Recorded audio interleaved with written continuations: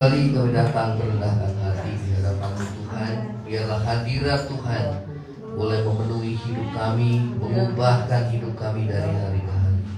Terima kasih Tuhan, terima kasih Roh Kudus. Di dalam nama Tuhan Yesus kami siapkan hati kami dengar firman Tuhan. Yang percaya sama-sama katakan amin. Shalom. Baik, kita akan dengar firman Tuhan, saudara. Ya, kita akan membuka di dalam kitab Yakobus. Ya, Yakobus pasal yang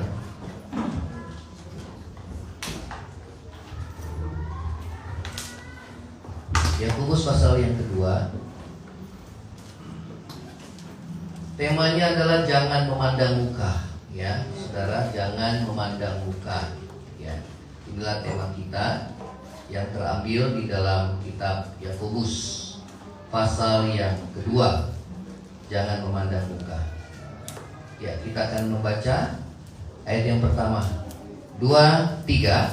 Saudara-saudaraku, sebagai orang yang beriman kepada Yesus Kristus Tuhan kita yang mulia, janganlah iman itu kamu amalkan dengan apa? Dengan memandang muka. Ya, saudara, memandang muka itu pengertiannya adalah membeda-bedakan. Ya, membeda-bedakan seseorang, apakah menurut saudara suku, bangsa, ataupun menurut status sosial, ya, seseorang, ya. Tuhan tidak mau kita memiliki sikap yang membeda-bedakan, ya, sesama kita, ya. Saudara dan saya harus menghargai setiap orang, apapun status ekonomi mereka, ya, apapun status sosial, apapun kedudukan seseorang, mau itu kaya ataupun miskin, ya saudara, mau itu orang pintar atau orang yang kurang pintar, ya, ataupun itu orang pribumi atau non pribumi, saudara, kita tidak boleh membeda-bedakan sesama kita. Dan Tuhan mengajarkan saudara dan saya untuk menghargai, menghormati sesama manusia ciptaan Tuhan, ya. Nah, saudara yang terkasih dalam kasih Tuhan, mengapa sikap memandang muka itu, saudara, berdosa di hadapan Allah, ya. Saudara, di ayat yang ke-9, tetapi jikalau kamu memandang muka, kamu berbuat dosa, ya. Jadi, saudara, memandang muka itu berdosa di hadapan Tuhan, ya. Itu yang Tuhan tidak mau dalam hidup saudara, ya. Mengapa sikap memandang muka itu berdosa di hadapan Tuhan? Saudara, coba kita akan membaca di ayat yang kedua, ya.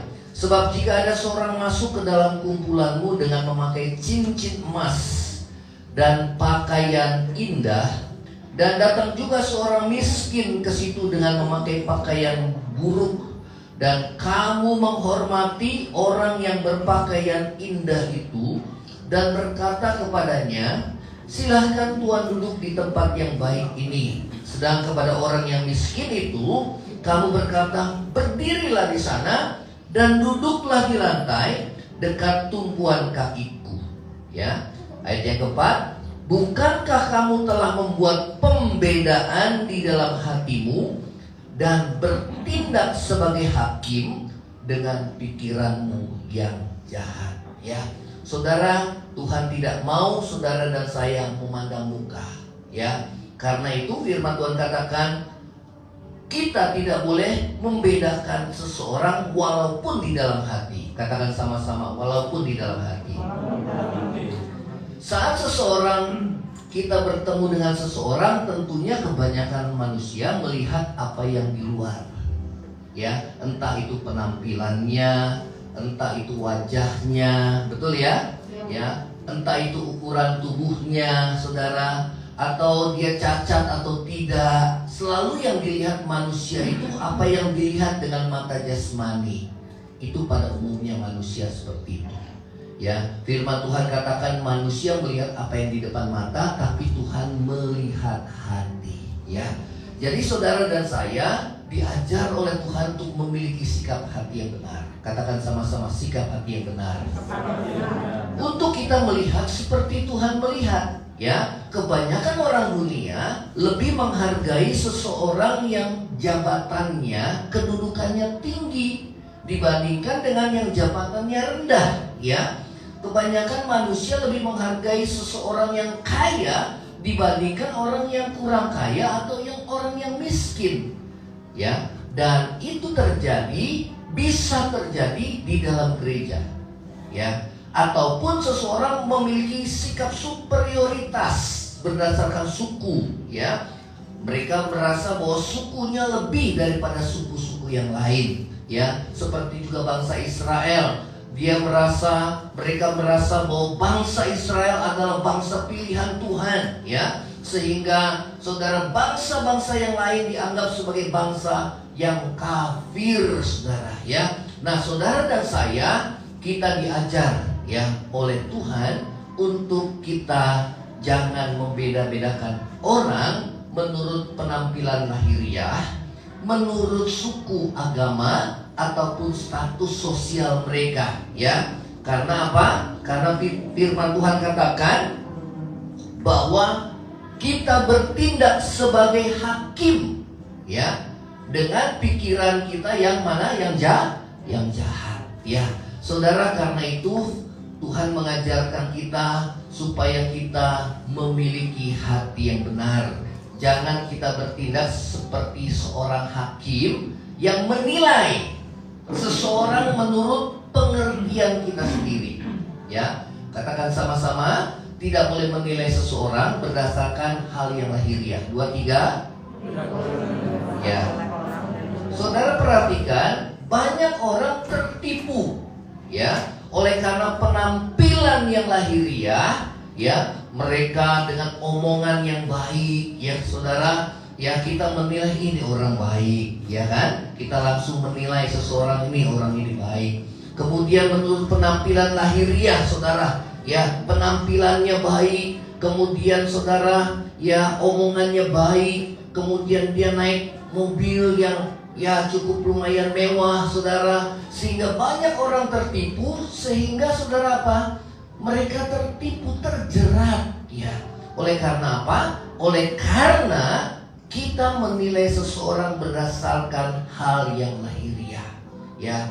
Saudara, lihatlah kasus-kasus penipuan, ya, di berita, di media sosial, ya, mengenai tentang apa? Yang online, ya. Saudara, pinjaman online, segala, ya, kemudian hal-hal yang lainnya, saudara. Mereka tertipu oleh karena mereka, orang-orang yang mendirikan itu, mereka keluar masuk hotel yang mewah. Kemudian juga dengan mengenakan naik pesawat terbang jet pribadi, saudara. Ya saudara, yang ditampilkan semua uang-uang yang bertumpuk-tumpuk. Semua orang melihat dan terkesima. Sehingga banyak orang terjerat oleh kasus-kasus penipuan, ya.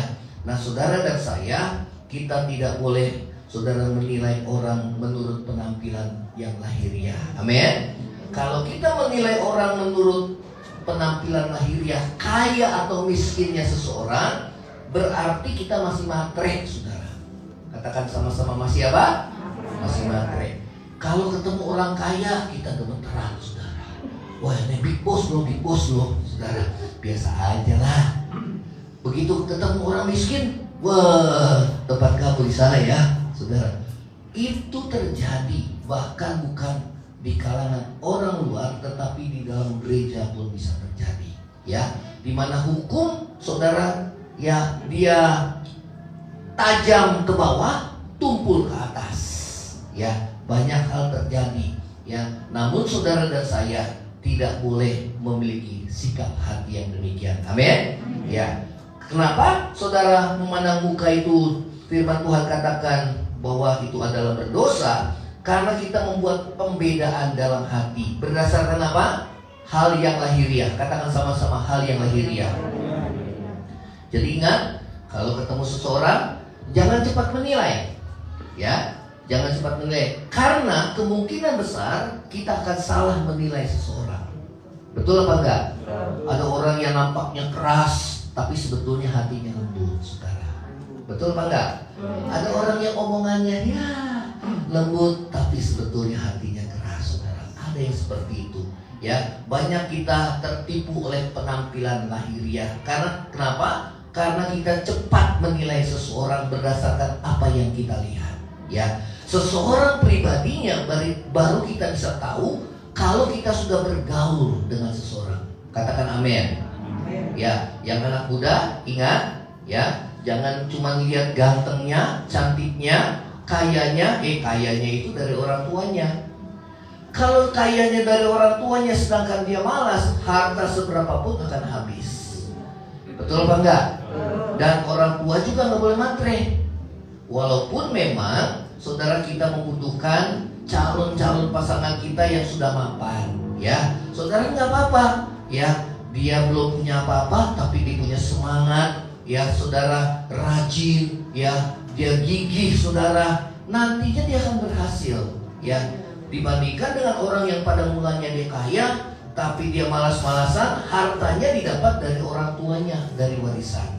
Ya, saudara dan saya, kita tidak boleh matre. Kalau orang menilai berdasarkan penampilan lahiriah, berarti hati kita belum benar di hadapan Tuhan. Amin. Kenapa? Hati kita masih cinta akan uang. Ya, lihat kedudukannya. Ya, saudara, banyak orang seperti itu. Tuhan mengajarkan kita tidak boleh membeda-bedakan orang.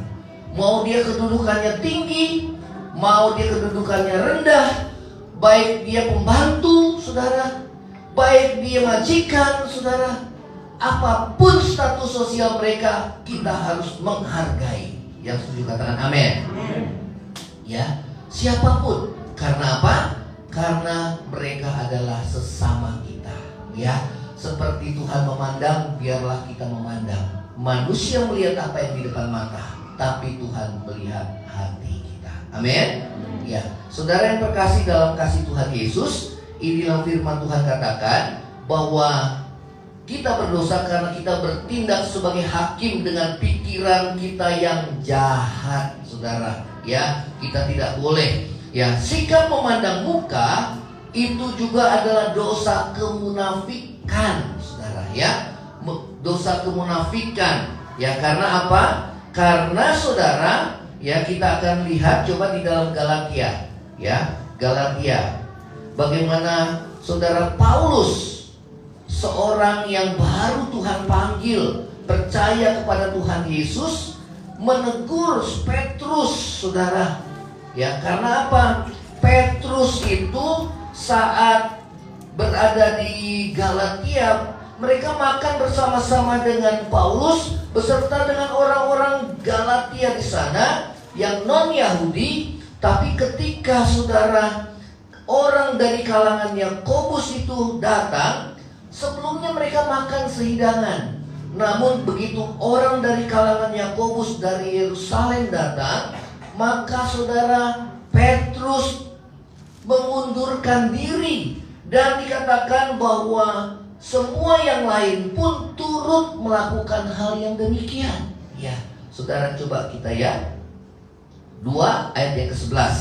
Tetapi waktu Kefas datang ke Antiokhia, aku berterus terang menentangnya. Kefas itu Petrus, sebab ia salah. Ini Paulus, saudara, dia punya sikap hati yang benar, saudara, di hadapan Tuhan. Ya, dia tidak takut walaupun Kefas itu Petrus itu adalah sokoh guru, saudara, seniornya. Ya, kebanyakan kita kan nggak enakan orangnya. Budaya Indonesia itu nggak enakan, saudara. Kenapa? Dilihat dari status sosial atau kedudukannya. Tapi Paulus, ya, saudara, menegur Petrus. Firman Tuhan katakan teguran yang nyata lebih daripada kasih yang tersembunyi. Amin. Ya, saudara, karena sebelum beberapa orang dari kalangan Yakobus datang, ia makan sehidangan dengan saudara-saudara yang tidak bersunat. Jadi saudara, kita lihat budaya bangsa Israel menganggap orang-orang bangsa lain adalah orang-orang yang tidak bersunat, orang-orang yang kafir, saudara. Ya, kita lihat di bangsa kita ada orang-orang tertentu, saudara, yang menganggap kita ini sebagai orang-orang yang kafir. Betul apa enggak, saudara? Ya, orang-orang yang tidak bersunat. Ya, saudara, kita lihat bagaimana saudara firman Tuhan mengajarkan kepada kita. Tetapi setelah mereka datang, ia mengundurkan diri dan menjauhi mereka karena takut akan saudara-saudara yang bersunat. Saudara, kemunafikan itu, saudara, karena takut sama manusia. Betul apa enggak, saudara? Ya, takut sama mama, takut sama papa, takut diam-diam perbuatan yang berdosa dilakukan dengan diam-diam. Karena itu takut sama manusia, takut sama orang tua. Dan itu Tuhan katakan itu kemunafikan. Apa itu munafik? Seakan-akan di luarnya baik, tapi di dalamnya firman Tuhan katakan engkau seperti tulang belulang, yang seperti kuburan nampaknya di luarnya baik, tapi di dalamnya penuh dengan tulang belulang yang busuk, saudara. Ya, Tuhan melihat apa, saudara? Tuhan melihat hati. Kalau Tuhan melihat hati, kita pun harus melihat hati. Amin. Nah, yang muda juga para orang tua, kalau menilai seseorang jangan lihat langsung penampilan fisiknya. Amin. Kalau kita melihat penampilan lahiriahnya, berarti kita sama dengan orang dunia. Ya, ketahuannya gimana? Kalau kita menghadap orang-orang kaya, maka kita kayaknya minder, saudara. Ya, tapi kalau kita di bawah kita tekan dia, saudara. Kita tekan. Ya, nah itu tidak boleh terjadi. Yang setuju katakan amin. Amin. Saudara, semua manusia itu sama aja. Katakan sama-sama, semua manusia sama. Ya, di sini nggak ada yang boleh membedakan. Mau dia miskin, mau dia kaya. Kalau nyambut saudara seseorang jemaat baru, mau kaya, mau miskin, saudara apapun pekerjaannya sama aja di hadapan Tuhan. Kalau saudara bedakan, berarti saudara masih matre. Demikian juga kalau saudara merasa kayaknya, wah, ya kita kayaknya minder. Nah, orang yang minder itu orang yang juga nggak layak di hadapan Tuhan, karena menilai seseorang berdasarkan hal yang lahiriah. Amin. Kita nggak boleh seperti itu, saudara. Ya. Nah, saudara, dikatakan bahwa itu adalah dosa kemunafikan seperti yang dilakukan oleh saudara Petrus, itulah Kefas. Dan 13 coba kita baca. Dan orang-orang Yahudi yang lain turut berlaku munafik. Ya, saudara, dosa itu seperti virus. Ya, kalau ada dosa dalam gereja seperti itu, maka yang lainnya bisa ngikut, saudara. Coba kalau dalam gereja ada orang yang ngegosip, ya, kemudian saudara kita diamkan dosa itu, maka dia akan menular ke yang lainnya. Betul apa enggak? Karena itu kalau saudara lihat ada orang yang ngomongin orang segala macam, mendingan jauh daripada nantinya, karena kita satu kali akan diomongin juga. Betul apa enggak, saudara? Jangan cuma senang enak, wih ngomongin orang enak, tapi saudara mesti punya pikiran, satu saat dia ngomong sama orang lain, saya pun diomongin sama dia. Mendingan kita jauh, saudara. Betul? Ya, kita nggak boleh, saudara, menghakimi seseorang dengan pikiran kita yang jahat. Apa buktinya? Kita lebih cepat berasumsi. Ya, ternyata asumsi kita, pikiran kita salah menilai seseorang. Orang yang kita sangka dia baik, ternyata hatinya jahat. Orang yang kita sangka dia orang yang keras hati, ya saudara, ternyata hatinya lembut, dia mau bertobat, terima Tuhan Yesus. Amin. Coba lihat orang Farisi, yang memungut cukai, orang yang berzina, itu dihakimi habis-habisan karena pikirannya jahat, saudara. Tapi Tuhan Yesus mau merangkul. Ternyata orang ini Tuhan lihat, ini orang sejahat apapun dia mau bertobat. Bahkan Tuhan katakan orang yang seperti inilah orang-orang yang dibenarkan oleh Tuhan. Amin. Ya, saudara, sedangkan orang yang merasa dirinya benar, dirinya lebih benar dari yang lain, maka orang itu tidak akan dibenarkan oleh Tuhan. Ya, nah saudara yang terkasih, kita lihat Paulus, seorang yang begitu tegas terhadap dosa. Dia tidak peduli, saudara, siapapun. Ya, dia tegur. Karena teguran yang nyata lebih dari kasih yang tersembunyi. Yang setuju katakan amin. Kalau kami sebagai gembala dan ibu gembala, kita punya kesalahan tanpa kita sadari, ini pun tidak disadari, oleh karena sudah melekat budaya itu, saudara, dalam kalangan orang Yahudi, saudara, ya. Kita, saudara, kami pun terbuka untuk ditegur, diingatkan. Karena apa? saudara, antara kami gembala dengan jemaat, dengan pelayan Tuhan, nggak ada bedanya di hadapan Tuhan. Betul apa enggak? Tuhan nggak memandang kita, oh ini gembala, ya ini jemaat, ya ini pelayan Tuhan. Tuhan nggak bedakan. Tetapi yang dituntut oleh Tuhan adalah pertanggungjawaban yang lebih daripada seseorang yang melayani Tuhan. Ya, nah saudara yang terkasih, coba kita akan baca lagi. Tetapi waktu kulihat bahwa kelakuan mereka tidak sesuai dengan kebenaran Injil, aku berkata kepada Kefas, itulah Petrus, soko guru saudara, seorang yang dihormati, ya, di hadapan mereka semua. Mereka pun bisa melakukan hal yang salah. Mereka pun bisa memandang muka, ya. Saudara ingin hidup berkenan di hadapan manusia daripada berkenan di hadapan Tuhan. Banyak orang kan berbuat dosa, karena gak enak, ya akhirnya dia ikut-ikutan sama temannya. Boleh gak kita kayak gitu saudara? Gak boleh. Amin. Karena kalau kita ngikut-ikutan teman kita gak layak di hadapan Tuhan. Paulus, dia seorang yang baru bertobat, masih junior, tapi ketika dia lihat seniornya melakukan kesalahan, kelakuan yang tidak sesuai dengan kebenaran firman, maka ditegurlah Petrus, saudara. Dahsyat ke saudara? Berani? Berani.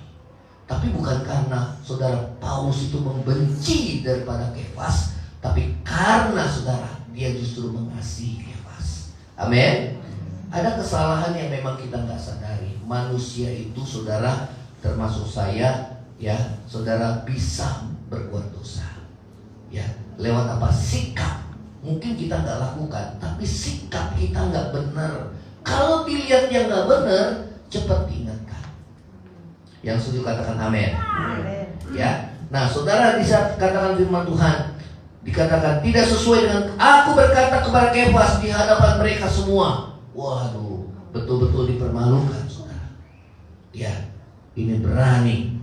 Jika engkau seorang Yahudi, hidup secara kafir dan bukan secara Yahudi, bagaimanakah engkau dapat memaksa saudara yang tidak bersunat untuk hidup secara Yahudi?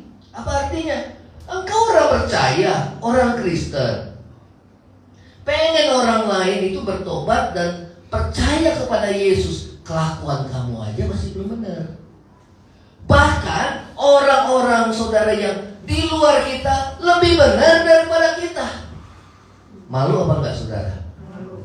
Orang yang gak seiman, dia hidupnya jujur, takut akan Tuhan, saudara, ternyata anak Tuhan, hidupnya amburadul. Bagaimana kita mau jadi saksi Tuhan? Amin. Ya, saudara, kita akan lanjutkan ya. Nah, saudara yang terkasih dalam kasih Tuhan Yesus, ya, kita akan saudara membaca firman Tuhan. Coba di dalam Kisah Rasul. Kisah Rasul. Memang untuk menghilangkan kebiasaan ini tidak mudah. Namun memang saudara, kita harus mengenakan kebenaran Tuhan di atas semuanya, ya. Nah saudara, kita akan buka di dalam Kisah Rasul pasal yang ke-10, ya. Bagaimana saudara, seorang bernama Cornelius, ya. Temanya di pasal 10 Petrus dan Cornelius, ya. Nah kita akan baca di dalam ayat yang ke-34. 34 kita baca 34 dan 35. Ya, sudah ketemu semua? Oke, kita baca 2, 3. Lalu mulailah Petrus berbicara, katanya, sesungguhnya aku telah mengerti bahwa Allah tidak membedakan orang. Ini Petrus yang udah ngikut Yesus yang udah lama, dia baru mengerti saudara, bahwa sesungguhnya Tuhan itu gak beda-bedakan orang. Ternyata tanpa dia sadari, dia membeda-bedakan orang. Saudara, kalau mau jujur, di dalam hati kita masih belum beres, saudara. Betul apa enggak? Kita tahu tapi kita gak lakukan, ya.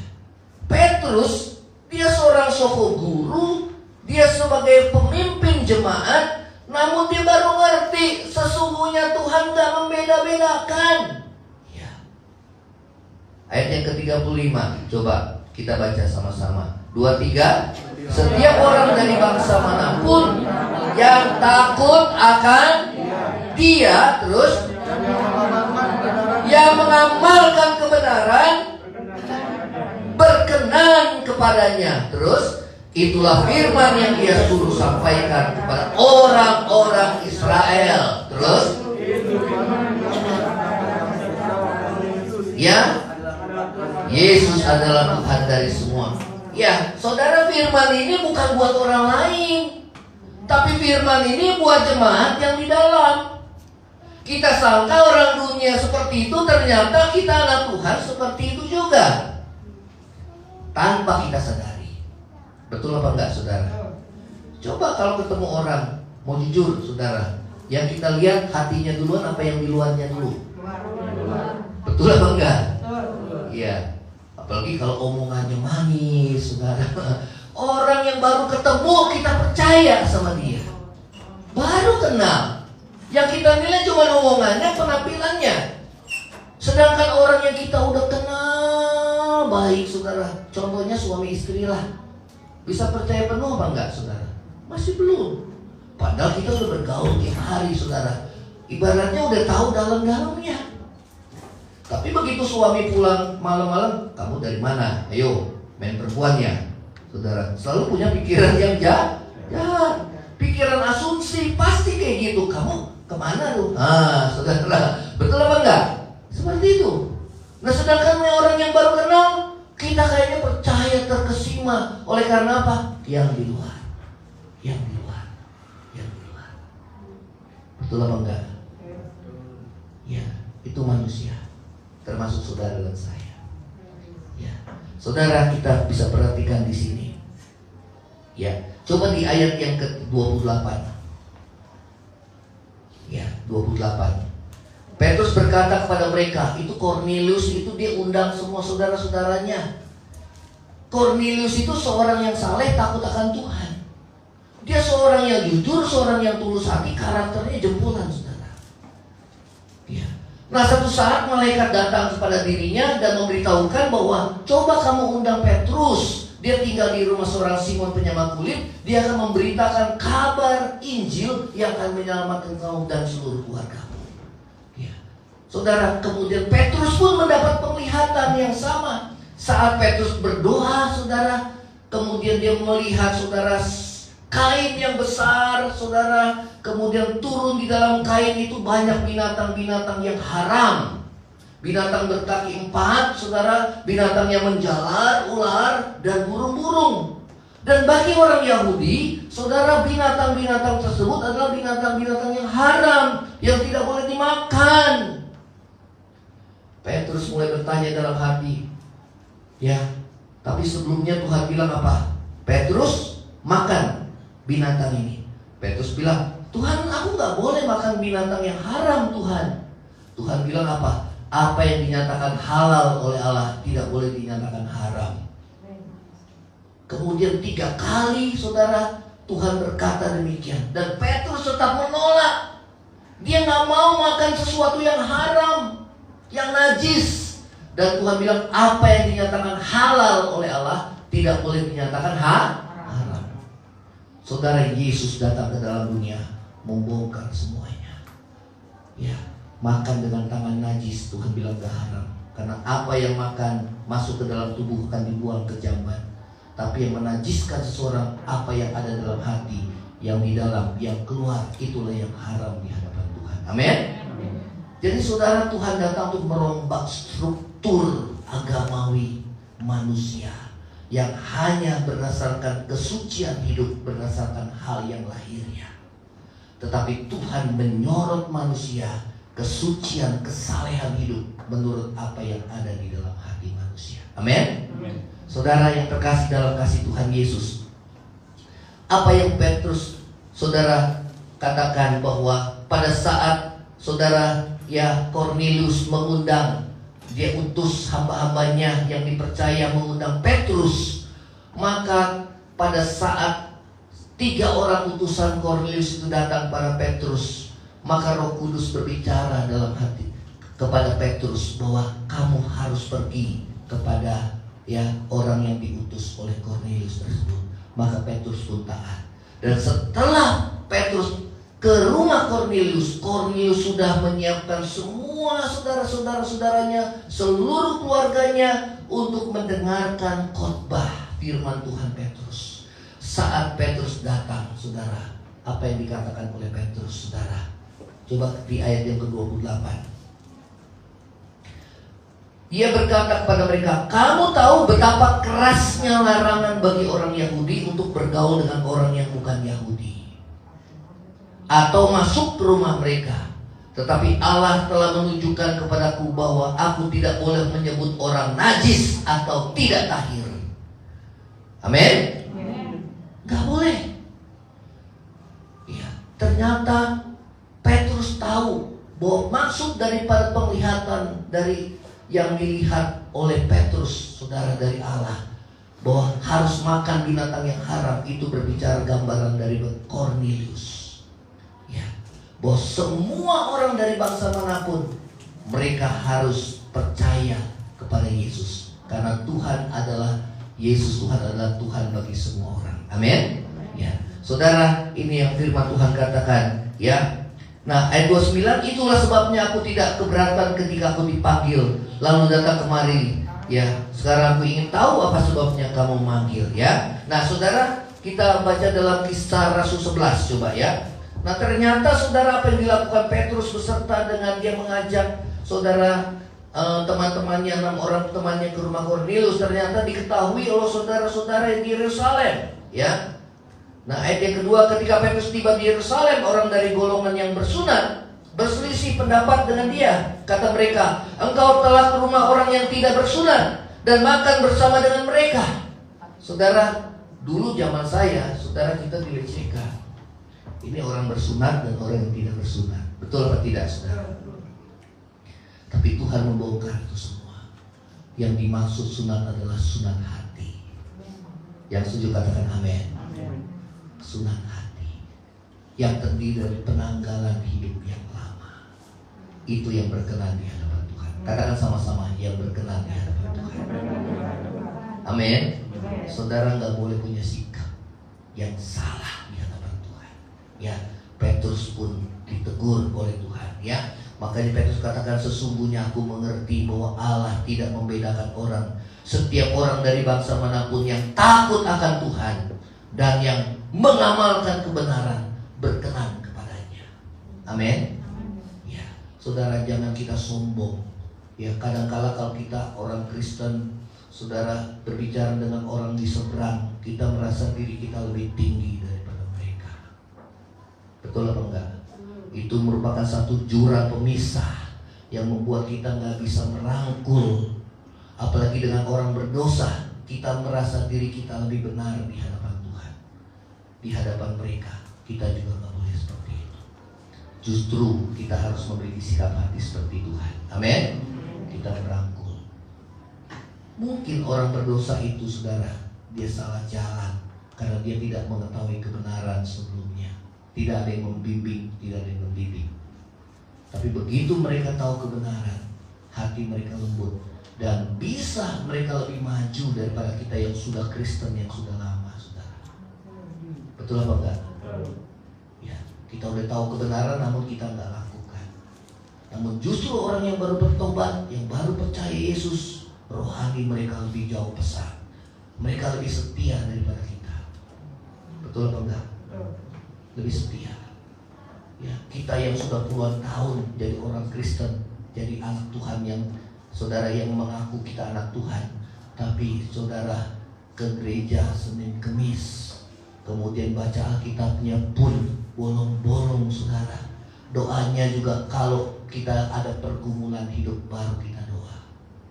Kita lihat di seberang, mereka tekun. Betul apa enggak, saudara? Kalau mereka bertobat, mereka lebih daripada kita tentunya. Seperti Cornelius. Ya, hanya kekurangannya karena dia percaya Yesus.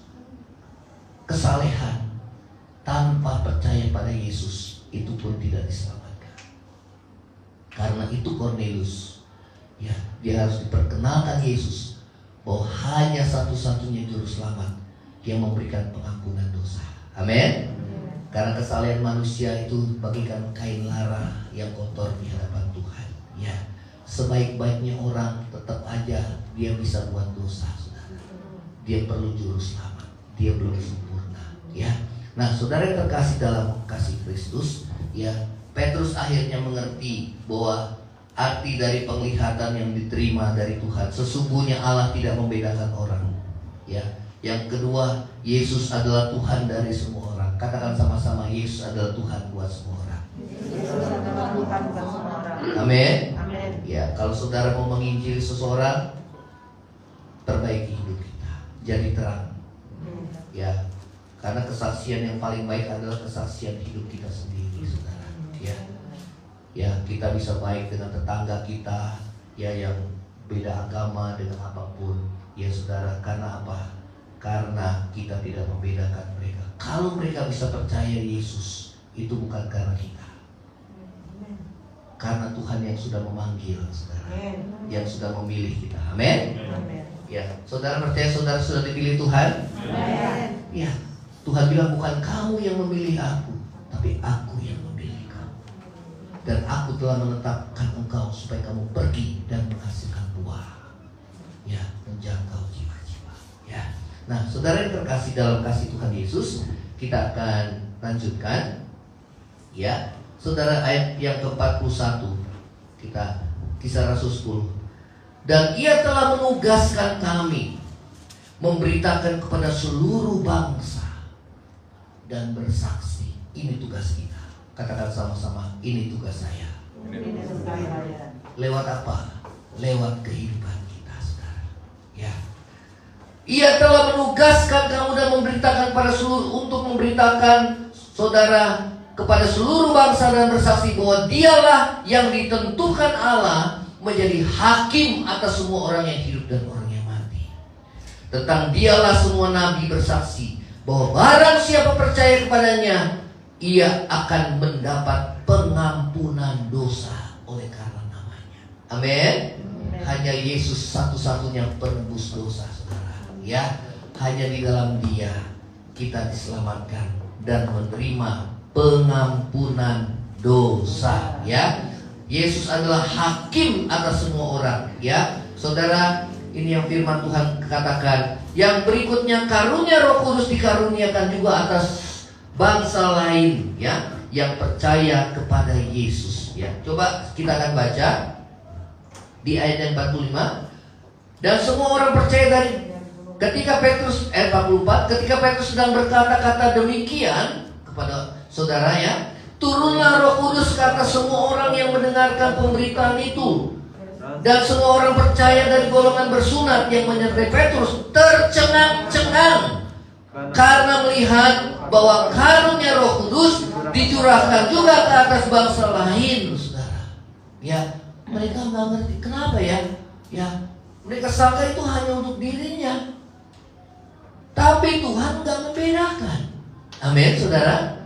Ya, karena itu saudara dan saya, kebaikan kita tidak boleh dibatasi. Entah dia musuh apa, entah dia agama apa, entah apapun latar belakang mereka, kaya ataupun miskin, saudara, ataupun dia orang berdosa atau tidak, kita harus menerima dan merangkul mereka.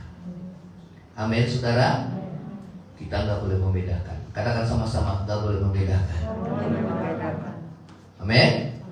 Nah, kita juga tidak boleh kita mau dibedakan. Mentang-mentang kita kaya, kita mau dihargai dan dihormati. Kita nggak menuntut dihormati. Kita menghormati semua orang, tapi kita nggak menuntut orang lain menghormati kita. Saya mau tanya, aman nggak, saudara? Aman. Enak nggak? Enak. Kalau kita nuntut, saya udah hormati kamu, kamu nggak menghargai saya, ya. Wah, emosi, saudara. Betul, betul apa enggak? Betul. Ya, orang manusia memuji kita, besok dia akan mencerca kita kok. Tapi sebaliknya orang kita, ya, orang lain nggak senang sama kita karena kita tegur dia. Berbalik dia justru setelah itu, saudara, bisa Tuhan ubahkan. Oh, terima kasih ya, karena kamu saya diselamatkan, saya jadi sadar. Betul apa enggak? Bisa kayak gitu, saudara. Bisa. Yang terpenting adalah berkenan di hadapan Tuhan. Amin. Takut akan Tuhan. Kalau nggak takut Tuhan, munafik. Seperti siapa? Petrus. Petrus suku guru, pemimpin jemaat, bisa seperti itu. Di kalangan kami para pendeta juga bisa seperti itu. Kalau jemaat yang gerejanya besar, saudara, yang kasih perpuluhannya ya kepada sinode besar, itu lebih dihargai. Hukumnya itu tajam ke bawah, tumpul ke atas. Ya, tapi Tuhan bilang, kamu udah janji, jangan kecewa. Amin. Saya nggak pernah mau kecewa, karena itu rugi kita, saudara. Diperlakukan nggak adil, nggak apa-apa. Tuhan yang menilai. Saya mesti jaga hati, ya. Tapi nanti Tuhan akan didik, saudara. Bagaimanapun mereka adalah manusia. Walaupun perpuluhan kita nggak seberapa, namun kita setia. Amin. Ya, mau dibedakan nggak apa-apa. Ya, kita nggak mau sakit hati. Saya sama istri udah komitmen, nggak mau sakit hati, nggak mau kecewa, melayani dengan tulus, hidup berkenan di hadapan Tuhan. Itu udah pegangan hidup, saudara. Nggak mau, karena itu kan merugikan diri kita sendiri. Amin. Ya, harus punya hati yang benar di hadapan Tuhan. Ya, saudara, Roh Kudus ternyata dicurahkan juga bagi orang yang takut akan Tuhan. Kornelius takut akan Tuhan. Ya, orang yang melakukan kebenaran. Jadi kalau saudara dan saya haus untuk lebih mengenal Tuhan, dipenuhi dengan Roh Tuhan, Roh Kudus yang berdiam dalam dirimu, Tuhan akan penuhi. Dan Roh Kudus itu seharusnya memimpin kita dalam segala kebenaran, sehingga hidup kita semakin benar di hadapan Tuhan. Amin. Ya, seharusnya mengubahkan hidup kita. Walaupun masih muda, saya lihat saudara, anak-anak muda sekarang bisa lebih militan daripada anak-anak muda yang lainnya. Karena apa? Mereka hidup di tengah dunia yang sangat berdosa, namun mereka bisa sangat kudus di hadapan Tuhan. Betul anak muda? Lalu ya, harus sangat kudus. Di tengah-tengah dunia tidak takut akan Tuhan, anak-anak muda saudara harus sangat takut akan Tuhan. Mintanya itu aja, takut akan Tuhan. Kalau ketemu teman-teman, boleh bergaul dengan yang beda agama, gak apa-apa. Amin. Yang penting dia takut akan Tuhan. Dan jangan kita terseret, dan juga jangan menyeret orang lain. Masalah keyakinan itu adalah pilihan Tuhan. Betul apa enggak, saudara? Jangan kita senang kalau ada orang lain yang masuk keyakinan agama kita. Dan juga jangan kita merasa, kok dia tinggalin. Gak usah, itu urusan dia sendiri. Kalau imannya kuat, dia tidak akan pernah tinggalkan Tuhan. Amin. Ya. Nah, saudara yang terkasih dalam kasih Tuhan, Allah berkenan dan menerima setiap bangsa, suku, kaum, bahasa, mau apapun status sosial mereka, mau dia kaya, mau miskin, dia mau ganteng, mau buruk rupanya, mau dia tinggi besar, mau dia pendek, saudara, mau dia cacat, mau dia normal, apapun Tuhan terima dia, kalau dia punya hati yang takut akan Tuhan. Amin. Ya. Jadi saudara dan saya harus ingatkan diri kita sendiri. Jangan kita cepat menilai seseorang menurut hal yang lahiriah.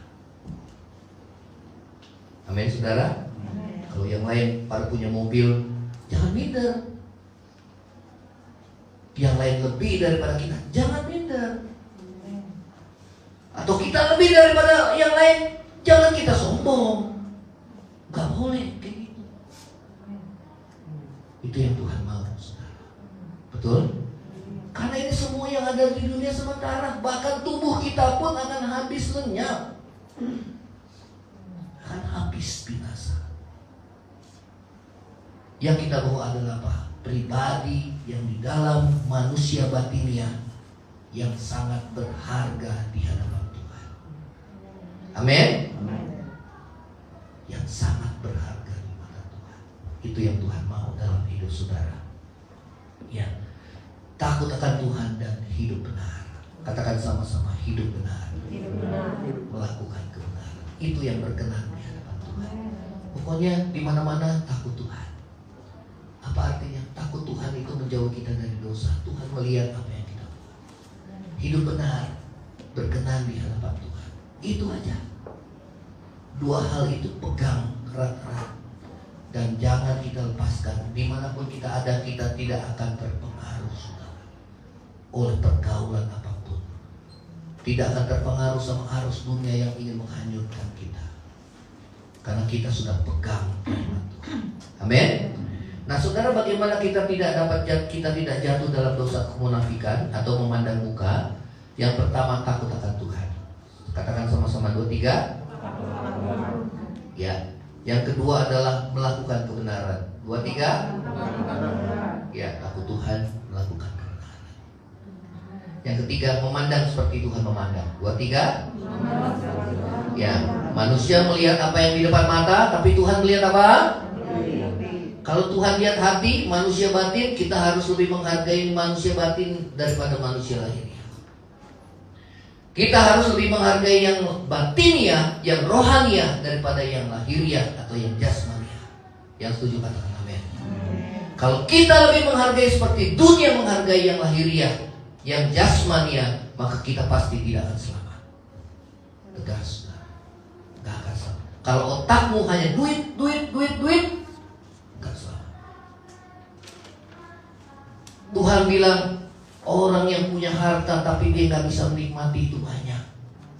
Harta itu bukan jaminan kita bisa menikmati hidup.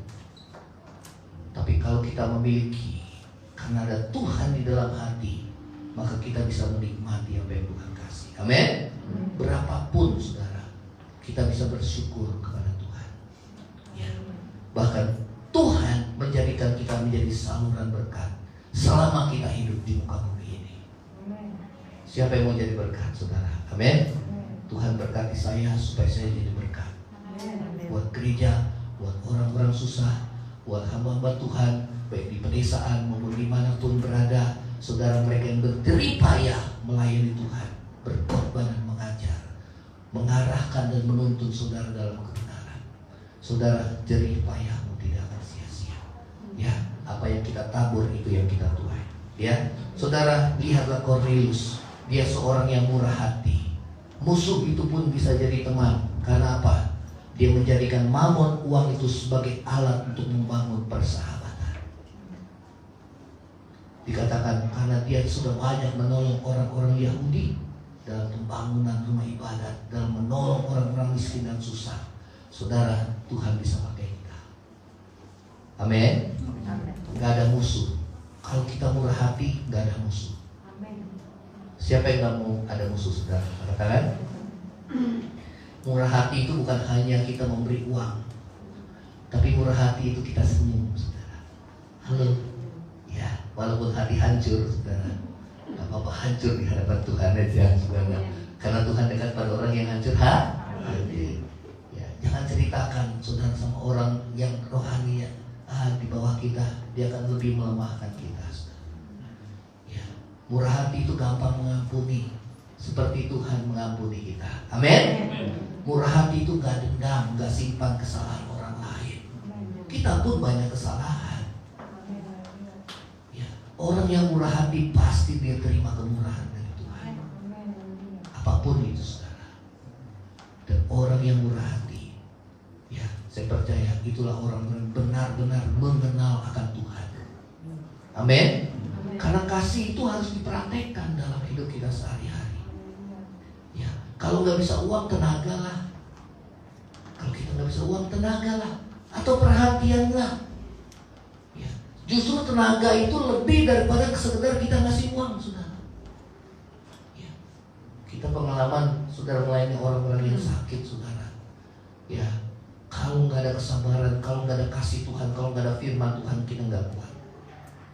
Tapi karena kita punya firman, apapun yang kita lakukan seperti untuk Tuhan dan bukan untuk manusia. Itu pegangan saya, saudara. Begitu bersungut-sungut, jangan bersungut-sungut. Gak boleh mengeluh. Tanamin di hati. Ya, kalau mengeluh, semua kebaikan kita hilang, saudara. Apalagi jadi beban. Jadi beban. Gak boleh. Tuhan akan kasih kita kekuatan. Amin.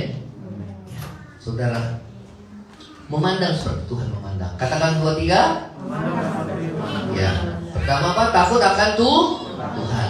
Yang kedua melakukan kebenaran. Kalau dia nggak peduli, mau dia jabatannya tinggi, mau kaya, mau miskin, mau apapun, kalau kebenaran lebih baik kita kasih tahu. Kalau nggak kasih tahu, Tuhan bilang darahnya akan tertanggung atas kita. Budaya nggak enakan nggak boleh. Kita mesti sikirin budaya Indonesia kan nggak enakan. Betul apa nggak, saudara? Tapi kalau kita mau tegur orang, satu lihat waktu, yang kedua bahasanya jangan langsung plus, nggak boleh, ya. Jadi minta hikmat dari Tuhan. Katakan sama-sama, minta hikmat dari Tuhan. Ya, saudara bangun dulu persahabatan, bangun dulu hubungan. Ya, nanti biasanya lebih cepat kena, saudara. Ya, kalau orang udah nyaman dia pasti akan cerita sama kita. Betul apa enggak? Kalau orang bawaannya selalu menghakimi, mau terbuka gak, saudara? Enggak mau terbuka. Tapi kalau dia udah nyaman sama kita, ini orang mau terima kita apa adanya, ya. Ya. Sekarang lagu, kau menerimaku apa adanya, pengampunanmu sempurna di dalam hidupku. Wah, nangis, saudara. Kenapa? Tuhan aja mau terima kita. Kenapa kita nggak mau terima orang lain? Amin. Ya, jadi pelaku firman Tuhan. Ya, saudara, ini yang Tuhan katakan, dan biarlah firman Tuhan jadi berkat. Ya, kita akan bangkit berdiri, saudara. Saudara, ini lagu yang sekarang, bagaimana Tuhan, kita punya kerinduan agar Tuhan mengubah hidup kita untuk menjadi baru, semakin baru setiap hari lewat kebenaran firman. Terima kasih Roh Kudus. Biarlah kebenaran firman itu yang saudara pegang dan lakukan. Biarlah hati yang takut akan Tuhan itu yang berkenan di hadapan Tuhan. Saudara dan saya, buka hatimu, biar Tuhan mengubah hidup saudara dan saya. Biar Roh Kudus menjamah hatimu. Selama ini kita gampang menilai seseorang, berasumsi. Namun bisa saja penilaian kita salah, atau bisa saja orang yang kita hakimi dia lebih benar daripada kita. Karena itu Tuhan mau supaya kita menjadi seseorang yang boleh memiliki hati seperti hati Tuhan. Ubah hatiku, ubah hatiku untuk jadi ciptaan baru, jadi ciptaan baru. Ubah hatiku Tuhan, ubah hatiku untuk semakin seperti Yesus, semakin seperti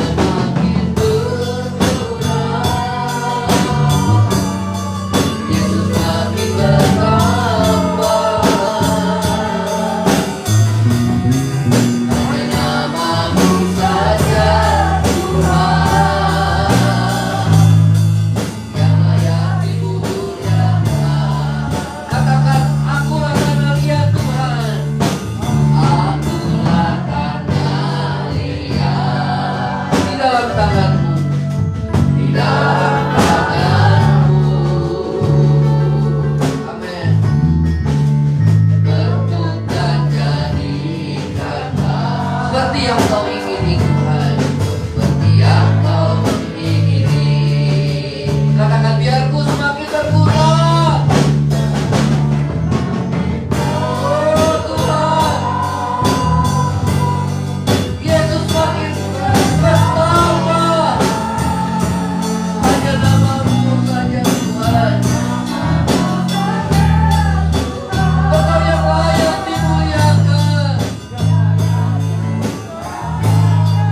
Biarku semakin berkurang Tuhan. Ubah hati kami, sehingga setiap hari ada perubahan yang kami alami, semakin disempurnakan lewat kebenaran firman dan melakukannya. Katakan kembali, aku akan riang sampai ini lekat di dalam hatimu. Sadari kita hanya karena riang, dia penjunan, dia bentuk hidupmu. Seperti yang Tuhan mau dan bukan apa yang ku mau. Katakan biarku semakin berkurang. Biarku semakin berkurang. Amin. Yesus semakin bertambah. Hanya nama-Mu Tuhan. Kau yang layak, Kau yang layak dimuliakan. Biarku semakin berkurang. Yesus semakin bertambah. Terima kasih Roh Kudus Tuhan. Ubah hati kami Tuhan. Kami tidak minta yang lain. Kami minta Tuhan ubah hati. Biarku semakin berkurang. Biar kami berkenan. Ingatkan setiap dosa, kesalahan, pelanggaran. Dan lembutkan hati kami, agar kami menjadi pelaku. Terima kasih. Hanya nama-Mu, hanya nama-Mu saja Tuhan, yang layak dimuliakan. Hanya nama-Mu, hanya nama-Mu. Yesus, hanya nama-Mu. Kita kembali ya saudara, biarlah cinta-Mu penuh sama Tuhan. Ya Rabba ya Ramana Sarjana, ya Ramana Sarjana.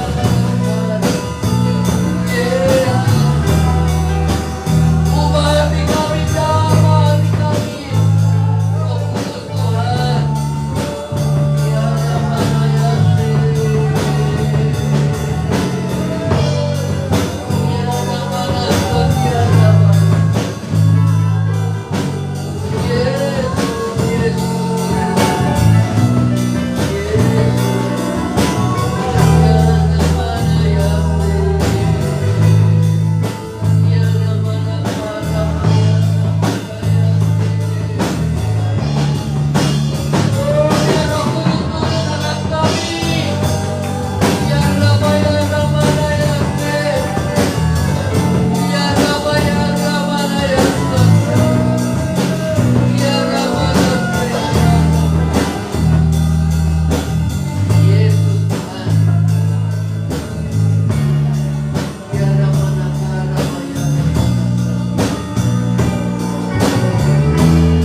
Terima kasih Roh Kudus Tuhan.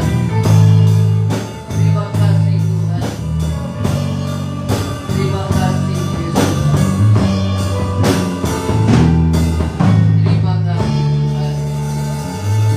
Terima kasih Roh Kudus. Terima kasih Tuhan. Saat ini Tuhan melawat kami. Biar kami terus diubahkan Tuhan. Lawat kami ya Tuhan. Terima kasih Roh Kudus Tuhan. Biar curahkan roh pertobatan atas kami. Curahkan roh pertobatan atas keluarga kami, atas bangsa kami. Curahkan roh pertobatan atas Tuhan lingkungan di mana kami berada, supaya kami boleh jadi terang. Terima kasih Tuhan Yesus. Terima kasih Roh Kudus. Terima kasih Tuhan. Biarlah hati yang lapar haus akan Tuhan senantiasa ada dalam hati kami. Terima kasih. Biar kami semakin berkurang, Tuhan Yesus semakin bertambah di dalam hidup kami, sehingga orang lain boleh melihat Yesus ada di dalam hati kami, melihat Tuhan Yesus yang hidup lewat perkataan, sikap, tindakan kami, perbuatan kami ya Tuhan. Terima kasih Tuhan Yesus. Terima kasih. Terima kasih Tuhan. Sekarang kami jemaatmu akan pulang ya Tuhan. Biarlah firman ini Tuhan ingatkan terus, lebih menghargai hal yang batinia, yang berharga di mata Tuhan. Biar manusia lahiriah kami semakin merosot Tuhan, namun manusia batinia kami terus dibaharui dari hari ke hari. Sebab kami tidak memperhatikan yang kelihatan, tetapi yang tidak kelihatan ya Tuhan. Karena yang kelihatan hanya bersifat sementara, tetapi yang tidak kelihatan itu adalah kekal. Terima kasih ya Tuhan Yesus. Terima kasih Tuhan. Di dalam nama Tuhan Yesus, saudara angkatlah hatimu dan terima berkat Tuhan.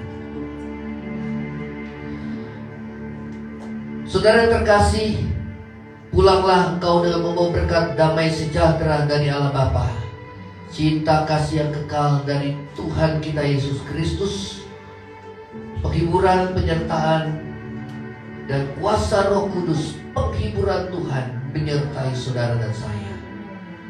Yang percaya sama-sama katakan, amin. Biar ku semakin berkurang, biar ku semakin berkurang, ego kami semakin berkurang, tapi Yesus kehendakmu itu yang utama. Bukan kehendakku, tapi kehendakmu yang jadi Tuhan, yang layak dimuliakan. Biar ku semakin berkurang,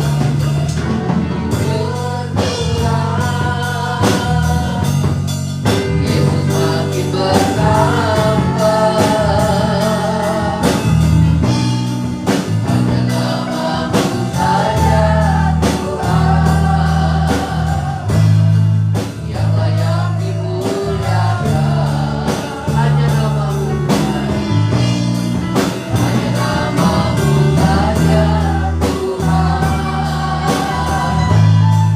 yang layak dimuliakan. Hanya namamu saja Tuhan, hanya namamu saja Tuhan, yang layak dimuliakan. Ya, silakan saudara, kita bersyukur buat lawatan Tuhan. Terima kasih.